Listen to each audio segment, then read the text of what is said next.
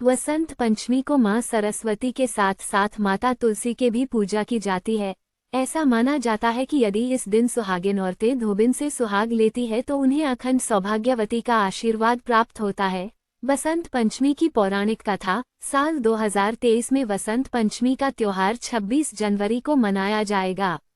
वसंत पंचमी के दिन माता सरस्वती की पूजा की जाती है। इसके साथ ही वसंत पंचमी को सुहागिन औरतें माता तुलसी की पूजा करती है।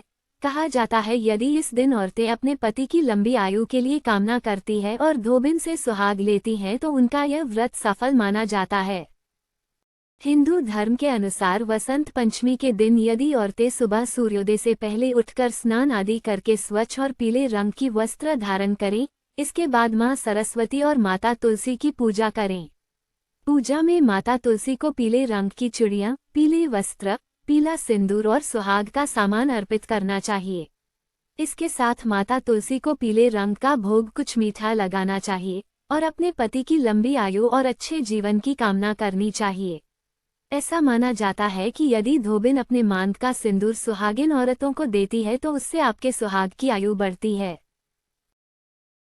धोबिन का सुहाग देना माना गया है शुभ। हिंदू धर्म में वसंत पंचमी और कन्या के विवाह के समय धोबन से सुहाग लेना शुभ माना जाता है।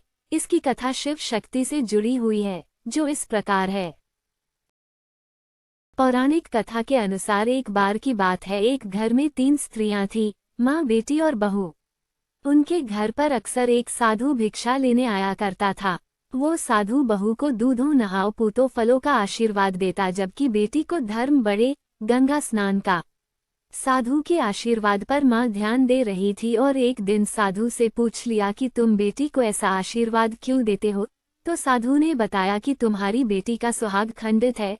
इस पर माँ ने साधु से उपाय पूछा तो उसने बताया कि यदि तुम्हारी बेटी किसी धोबिन की सेवा करे तो या फिर उसके गधे बंधाने वाले स्थान की साफ सफाई करेगी तो इस समस्या का समाधान हो सकता है।